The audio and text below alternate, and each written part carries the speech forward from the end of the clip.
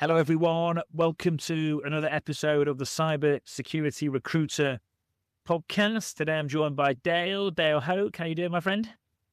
I'm doing fantastic, Thomas. How are you? Yeah, good. It's nice to connect. We were on a video call, weren't we? I think you were like between booths at a conference and flying all around the US, and we were like on and off. You were busy anyway. Last year was brutal. I think, honestly, I was fully traveling 6 months out of the 12.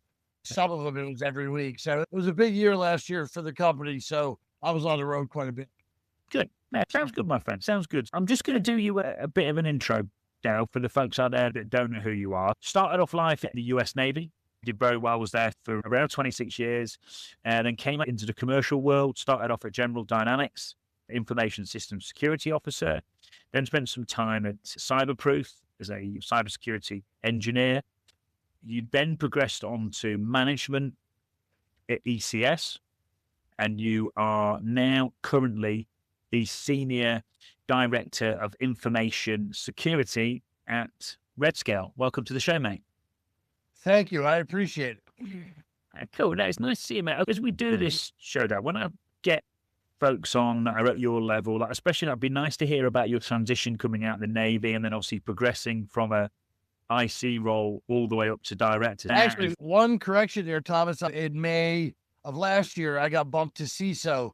I don't know why LinkedIn won't let me adjust it, but I've been working to try to get that sorted. So I'm the Chief Information Security Officer now.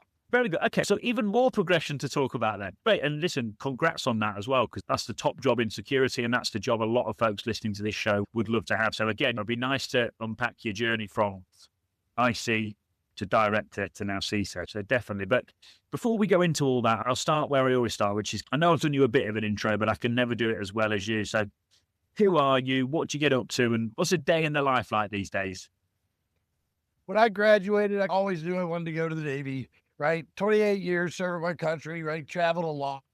So I was very proud of that. You mentioned the transition from service to the commercial sector. I got to tell you, that's not as easy as it sounds.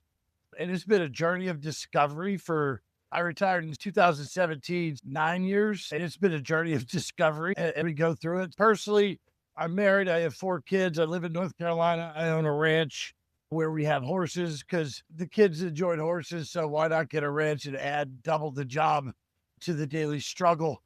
And once you own a farm or a ranch, it has a tendency to take up all your spare time. Yeah, CISO, 4 kids, and own a ranch, and travel a lot, right? You're a busy man. I'm blessed to have a fantastic wife who does the majority of the heavy lifting. All I got to do is show up occasionally and move some stuff around. Cool. So I know you said it was 9 years ago, and you mentioned that transition out from the Navy was not as easy as it sounds. What do you know now that you wish you knew 9 years ago? There'll be folks listening that are going to go on that journey, or maybe even on that journey now. Any advice for those guys and girls? Sure. So I think that regardless of where you serve, no matter what country you serve, when you're in the military, they take care of you. They make sure you make your doctor's appointments. They make sure you take care of your teeth, and you're doing all your physicals, and you're doing physical exercise all the time, right? There's a program or a regimen to structure your life around, right? And then when you move from that, then all of that stuff becomes yours. So the same thing is for your career. No one is as invested in your career as you are, right? So you have to plan for that transition. If you're going to end your military service, whether you're retiring or you're voluntarily separating, you need to prepare your certifications, make sure you have a plan for that. And if you are pursuing your higher education, make sure you complete it. There needs to be a plan. And I'm saying, if you're going to retire or separate, you need to start working on what your exit strategy is 2 years before. And I think that most people don't look at it that way. Most people look at, hey, I'm going to go to school. That's my plan. Even if you're going to school, or even if you have a job already, there's so many other things that you have to plan for. Your retirement looks different. So I would say, 1, have a strategy, and 2, you can never start planning too early, because no plan survives first contact with the enemy. That's just one of my old military sayings. So when you get out, you're going to have stress, right? There's transition. So you have to plan to make that transition successfully. If you don't plan, there's going to be problems. Yeah. I think as well, like the commercial world, Dale, can be pretty fierce at first, can't it? You get told one thing and it's different.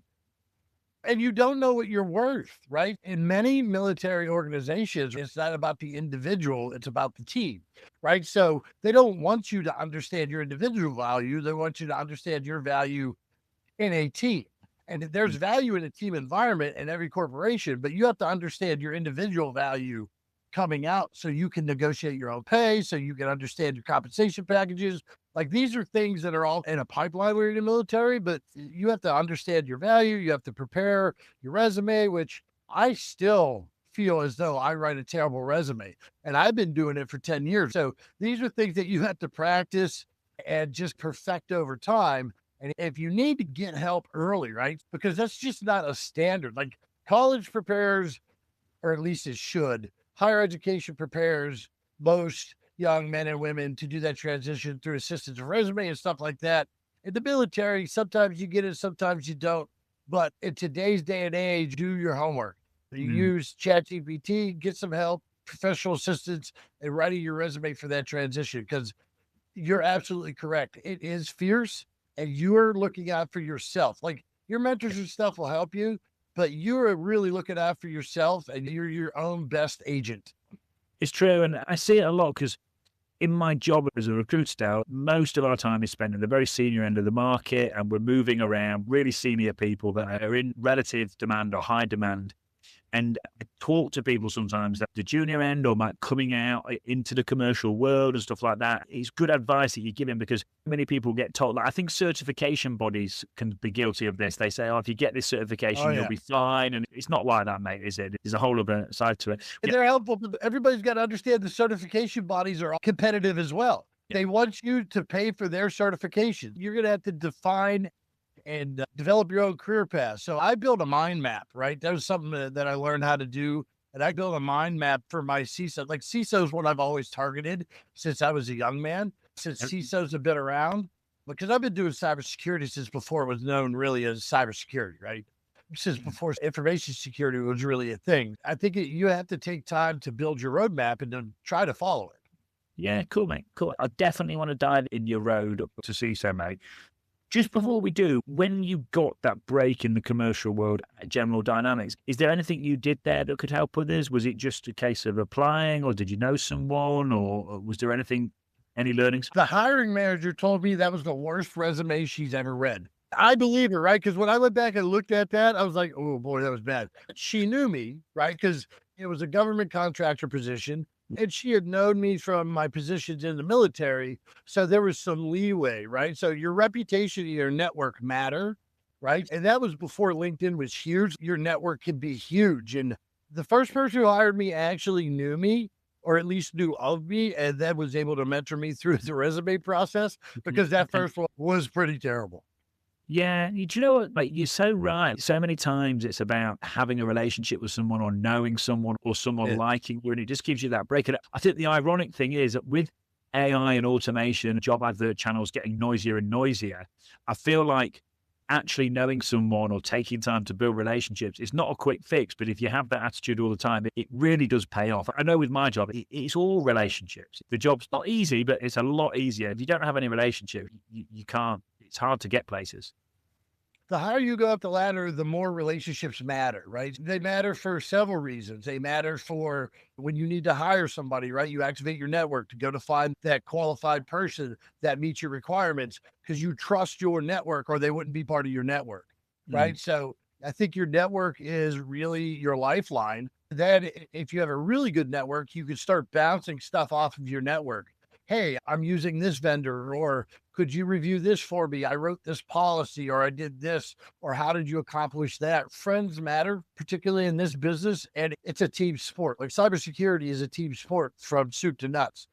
Recruiting the best talent is not easy, and reliably finding good talent is, I'm sure, is a problem, because we're in a transition period where people are coming out of college. They have these cybersecurity degrees with little experience, and people want everything in the hiring market. They want all of these certifications and all of these qualifications and experience. But the guy's just out of college. So what's the roadmap look like? So Right. using your network to find a good team of people, I think is exceedingly important.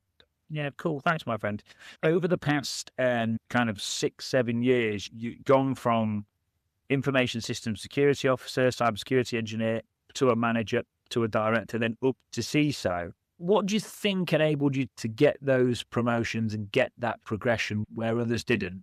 So 3 things I think that enabled me to be successful. One, my network. I had great mentors that prepared me for the road and also let me know how easy some things were and how difficult others were. So I knew where to apply myself. The second thing is I understood business value. So I come from a technical background. In the military, you have a tendency to focus on operational importance, but understanding how the business operates is different. So one of my prime objectives now is to, as a CISO, is to maintain the lines of business I have now and find ways to open up new lines of business, whether it's through new certifications on the compliance front or applying different levels of security to different areas in order to achieve certain business goals. Understanding how the business works and having people who could mentor you and how the business works is exceedingly important. And then the value of hard work, right? I think in today's day and age, people think 8 hours is the workday. 8 hours is not the workday if you're going to be successful, right? So it's 12 hours a day, 7 days a week. The office is always open. Something goes sideways, you have to be willing to get on top of it. And you have to understand how to respond in a crisis. Like, I don't panic. Now, I have a different way of learning that, right? I don't recommend going to the military to learn crisis management, but I can manage in a crisis as well. So I think that's one of the things on top. But those are my 3 most important things as I've grown up is understand the business, right? Utilize your network, have good mentors, and know the path you have to travel and work hard. Yeah, thanks, Dale. Just the commercial awareness side and the business awareness side, that'll be good to jump into in a second. And that's massively valuable. And I think it's getting more and more valuable as time goes on. The hard work piece, I think it does need to be said because there was a time, like there's certain subcultures around the world where people are, it's almost like you're not allowed to say it's good to work hard anymore and stuff like that. But it's so true. I'm massively on the same page. Like you've got to get up and you've got to grind it. If you want to be above average and you want to progress more than the average person, there's going to be times where your life's out of balance. You know, not forever, but there's going to be times where it's massively out of balance. And that's okay. I think as well, I'm sure you're the same. I find that those times when it is out of balance, you can still have quite a lot of fun as well. Yeah. The idea is there's a work-life balance, but sometimes work needs more application in order to stay balanced. You got to lean in, right? Quite frankly, like my day starts a lot of times at 4:30, depending if I have international calls or something going on, right? It'll eventually balance out. But sometimes that for 2 or 3 months, where everything's tilting towards the side of work, you got to put in the hours in order to be successful. And more importantly, really, in order for the business to be successful, depending on at what level you're performing. Yeah, cool. Yeah, when you talk about the business value, ultimately commercial awareness, I think this is absolutely huge because when we were talking before this show and you were traveling on the road, I'm imagining you weren't talking about triaging things in socks or popping shells. You were probably translating risk into simple terms so business stakeholders could understand it to further the success of your team and your business and stuff like that. And I think that's such a valuable skill set. If I'm listening now going, yeah, listen, Dale, that sounds great, but like, how do I get that level of commercial awareness that you've now got? But where do I start? What would you suggest?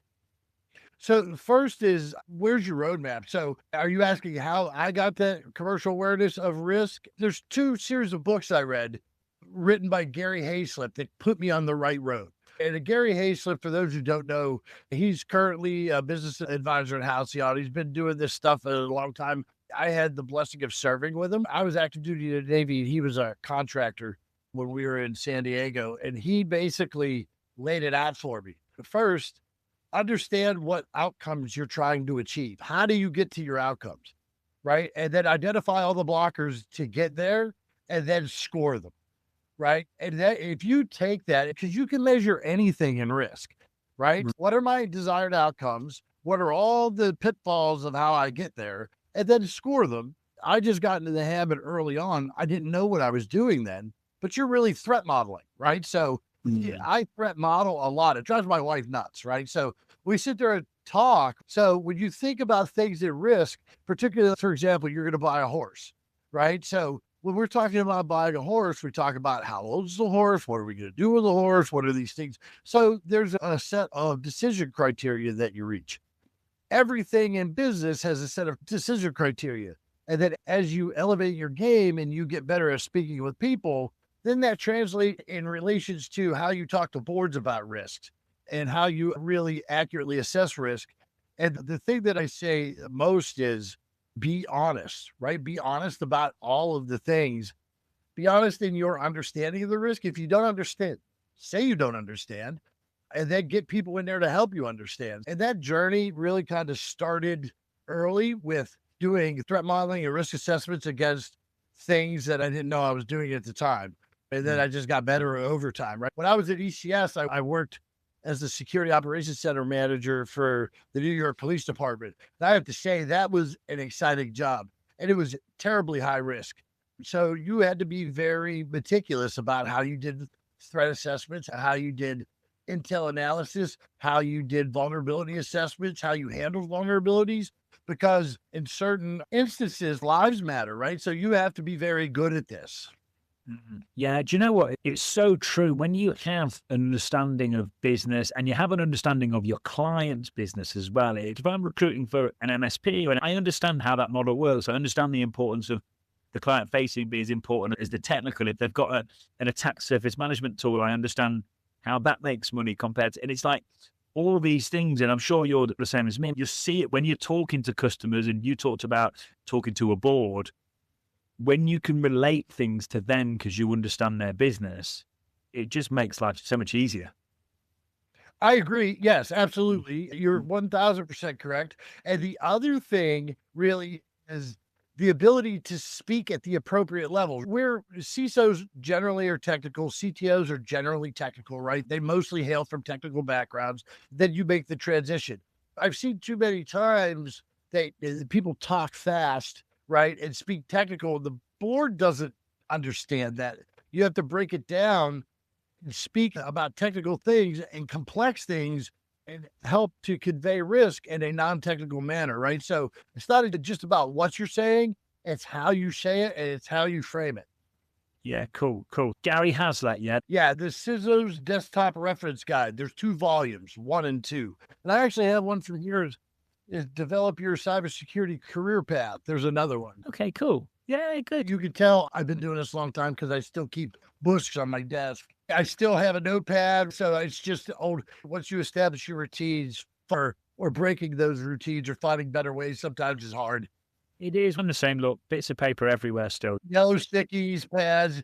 It's just sometimes it helps me remember whenever I scribble instead of type it. Yeah, no, it does definitely. But yeah, no, I think that it all follows into the communication piece and being able to articulate risk quickly, clearly, concisely. And I feel like these skills have always been important. I'd be interested to see what you think there. But as AI and automation comes in more, and it's more about managing, overseeing certain parts of different methodologies, whether it be within the SOC or pen testing or whatever it might be, I feel like the communication piece is just getting more and more important, because that manual element's always going to be there, but it's like all of a sudden I feel like the communication piece is just going to be everything. I agree. The thing is, I think AI is a great tool. It's a great tool to smooth the things that you need to do, right? So if I'm writing a correspondence or a policy or something like that, I think you use AI to help shape your thoughts and put you in the right spot. But I don't think it's ever going to get to the maturity that it needs to be to replace people doing these things. And I think your ability to communicate, particularly as you get higher up, because as a director, you're communicating with a limited number of people, making sure that certain business functions are running, right? As a security officer, you're doing certain functions, and you learn to communicate effectively as you go. AI is a tool to help you make that smoother and to give you resources that maybe you didn't have before and to write these things faster, but should never replace your ability to communicate. You have to maintain a sharp ability to have a conversation. Yeah, definitely, mate. And I think sometimes in some areas it's becoming a little bit of a lost art. Like doing this now, it's great. I know me and you were on the phone just before we recorded this, and it's like even like picking up the phone to people. I've just noticed hardly anyone does it anymore, and it's becoming like a bit of a USP because everyone's scared of the phone and scared of having a chat. I don't recognize the number. I'm not answering it. Then why do you have a phone? Just have me email you or voicemail. If I wanted to text you something, then I would have texted you and not called you. Like, leaving a voicemail to me is still a professional courtesy, is something that should be done and received. I think that we're doing away, like there's some value with having conversations. There's some value. The means of communicating electronically is supposed to make like easier, but not replace the ability to effectively communicate face to face. Yeah, definitely. And it's supposed to bring us closer together, not push us further apart. I have it in my social life, Dan. Some of my friends, I wind them up because I ring them and then they WhatsApp me going, "Hi, Tom, what's up?" It's like, I've just rang you. You obviously got the phone in your hand because you WhatsApp me straight back. It's like, just pick up the phone. Yeah. Or you're sitting at a table. Like I still make sure that like with the family, we have game night, right? All the phones go on a counter. Yeah. We have conversation. We have fun playing games. Sometimes I'll do business functions with the team. Everybody put your phones in this box. We're not on our phones. And I think from my perspective, right, I tell my guys, you can use ChatGPT for certain things, but I want you to tell me if you're doing it, right? Because there's also the ability to be irresponsible with how to do these things as well.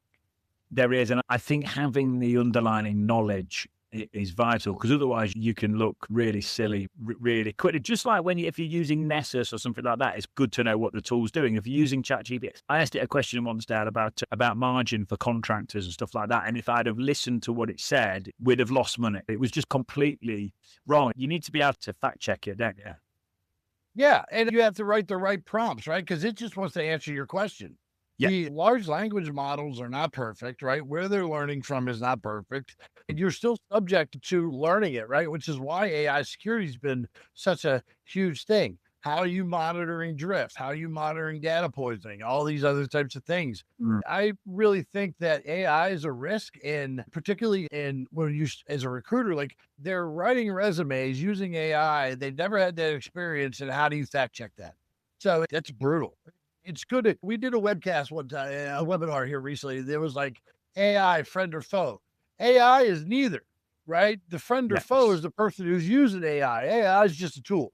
It is. On the recruitment side, by the way, in a lot of respects, it's making it harder and it's making it longer because people can look great on paper. And whereas before you could pick people out quickly, jump on a call, have an interview, and you could get a shortlist together quickly or see what was going on pretty quickly. But now it's just, people can look phenomenal on paper and they're not. You get them on the phone and they're just not. Yeah. From the other side of that, when you're submitting resumes, you have to be cognizant of the ATS, right? How all those automated systems work and how do you get flagged? And this is why, particularly the higher up you get, relationships make a difference because you can submit resumes all day long. Like that resume is just a confirmation normally of what people already know about you, right? Your network and how you maintain your relationships make a difference. It does. You mentioned there about just being honest, and just for everyone listening, like that's such a big one. Like, I've got a few clients where they'll ask a question that's impossible to answer just because they want someone to go, "I don't know, I'm not sure," or "Do you mind if I quickly jump on Google or ChatGPT and find out?" Like they want to know that honesty is in people and they've got the confidence to say, "I'm just not sure here, can I have a bit of help?" And a big thing, and not everyone does it. So I think it's worth mentioning that you said it. It's a good point. Yeah, you're absolutely correct because I have asked stumpers in interviews. And the other one is I'm going to ask you things that you can't ChatGPT. Tell me what your perfect security operations center looks like. So if you don't have a basis of knowledge of security operations and all the things it entails, there's no way you could ChatGPT that and get something that sounds right. Yeah, so that's the two things. I will ask questions that are just impossible to answer. What is the nature of the universe? And then I will ask opinion questions that you can't derive. If you use ChatGPT to figure it out, it's going to be easy to pick up. So be sincere. People are hiring people. Right? Yeah. They're hiring skill sets, but really what they're hiring is people. And I can't tell you, like, particularly in the company I'm at now, it was mostly about culture, right? Do you fit the culture? Do you add to the culture? I'm a big fan of, if you are the right culture fit with the right attitude, I could teach you anything. And I'm willing to take a risk based off of, if you have the right work ethic, if you have the right attitude and you can fit into the culture, it makes a difference. Yeah, no, it does. It does. That's how hard work, understanding business value, leveraging mentors, leveraging self-education through books or online. They're the relationships, like they're the main kind of 3, 4, 5 things you would say to optimize progression. Yeah. Absolutely. And with the books piece, regardless of how you learn, never stop learning. You're never too high up the food chain to learn, particularly in the cybersecurity side. You have quantum cryptography. I don't know anything about quantum cryptography outside of what I read, but I study it every day because the board expects me to know it, right? So post-quantum cryptography and what is at risk and AI and all these new things, you're always going to be presented with new challenges. If you ever stop learning, then you rapidly become irrelevant. Yeah. I think the thing is, like, if you go back, like, not even too long ago, if we go back, like, I don't know, 100 years and blah, blah, like education was saved for like the ultra rich and privileged. And it's now that we've got the internet and pretty much anyone can learn about anything for free. And it's almost like we've been given all this information, so we all just take it for granted. But before, it was behind a massive paywall and very few people could access it. But we need to make sure we're using it because it's all there now. It is all there. The only thing I caution when you're doing that is make sure you have the right information from the right source, right? Opinion is not fact. So make sure that you learn from an accredited news source or an accredited source that is actually giving you good details, right? But you're right. The paywall's down, right? Elon Musk said, why are you paying for a college education when you can learn what you need to from college and get job experience? And I don't entirely agree with everything in that statement, but I don't disagree that the things are available. Yeah, definitely. Sounds like you're on it with your learning now, my friend. So you're learning quantum stuff and things like that. Is there any go-to areas online where you go to get reliable info? Or I was a big fan of a cloud guru, right? It really helped me understand, because I've been doing this for a long time. So when the transition to cloud coming out of the military was a hard one for me. Not necessarily I didn't understand the concepts. You didn't have a server room, right? You didn't have all these things where I used to be able to get my hands on them and walk cables and do things. Couldn't do that anymore. So I used a cloud guru. And then nowadays, you can find more and more stuff on YouTube, right? You can find a channel that's dedicated to what you look for. I never bothered learning how to code. Then I took a couple quick courses because I hated it. I hated writing it. I hated dealing with it. I took a couple quick YouTube things. I took a Cloud Guru course, then using AI, Claude Code or Cursor. Now I'm writing scripts and integrations that I couldn't do 2 years ago, right? Use your resources that are available, but also be creative, right? Nothing replaces your mind. The human mind, to me, is one of the greatest tools and most underutilized resources that we have. So how you decide to employ it, your creativity should never be stifled. Creative problem solving, I think, is another skill set that unfortunately we're losing. Back in the day when you didn't have a hammer, you had to find a way to drive a nail, right? Whether you used a rock, used a wrench, or same thing goes today is if you have a problem to solve, you have a lot more resources at your disposal to solve them. Use them creatively to reach the right answer. Yeah, no, thanks, Matt. And it's great what you're saying there about AI and coding, and it's basically put your ability to learn to code on steroids. And I've heard similar stories before, and I think that is one of the most beautiful things about AI is that if you're up for it, you're on it, you're energized, you're inspired, I think it can really accelerate your learning. I think I mentioned it before, but I've heard some great stories about people watching exploit code being built in front of them by AI. And they're just watching it again and again, and they're watching it being built in different ways, in different languages. And then their ability to write exploit code just gets really good really quickly. And it's, wow, like, this is pretty cool. Yeah. And then your ability to process indicators of compromise is doubled, right? Because now you understand what you're seeing. So then you take the code and execute it, watch it execute, see what happens. And then you see the results of the executed code, and then you'll walk it back and then you do it again.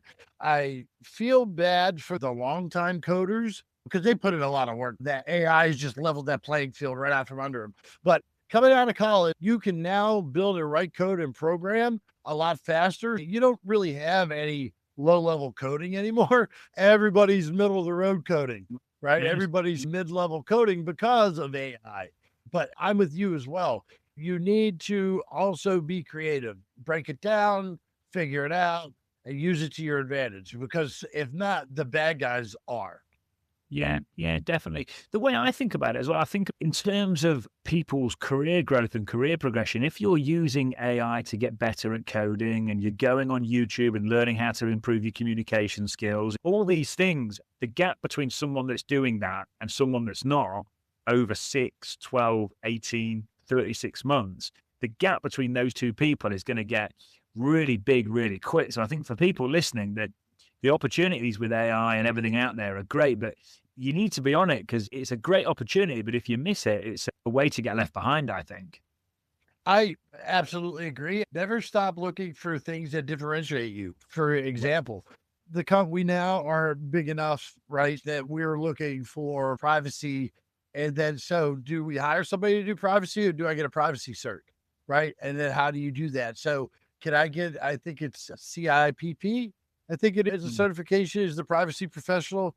So even when you hit the CISO level, right, there's different things to go horizontally, right? You can take risk courses, you could take privacy courses. There's just things that help you be better. I would say that right now, I'm probably not a privacy expert, but the way that everything is going, and with the use of AI and things of that nature, privacy is going to be the next risk-based decision point. So now we're going to have to, if it's not already, so now I need to apply myself on privacy and get smart. And I think it's just recognizing where the trends are and applying yourself appropriately.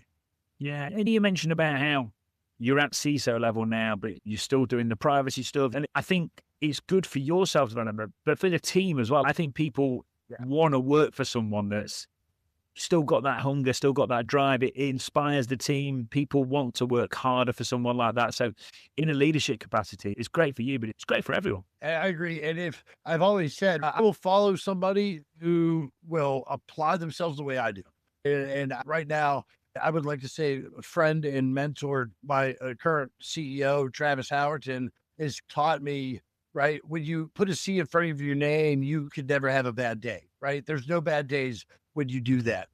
So you need to handle yourself in a manner in which you would want your people to be. And I think about that every day. I think that's one of the best quotes I've ever had. The other one was from an Army major I work with. His name was Chris O'Gay. I've lost track of him over the years, but he said one thing that I'll never forget. He said, nobody is totally useless. They can always serve as an example of what not to do. So you need to make a decision on what type of example you want to be. Yeah, you can learn something from everyone. Yep. Whether it's good or bad, you'll learn something. It's all tools in your toolbox.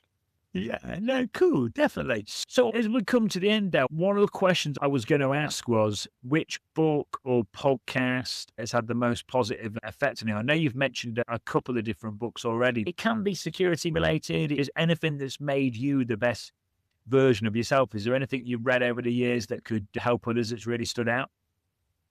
I would say The 7 Habits of Effective People. I think that's a good baseline. So it's a good place to start. And then you just layer on top from there, right? You have to have good time management. You have to understand how to be effective at a personal level. And then once you understand that, then you can layer in all of the other books and references that I talk about. I listen to so many podcasts, right? Because I'm doing work or doing different things. I pick a lot of different podcasts. I listen to your podcast. There's the new CISO. There's the CISO Tradecraft, right? So I think if somebody's talking about it, right, then you should be listening.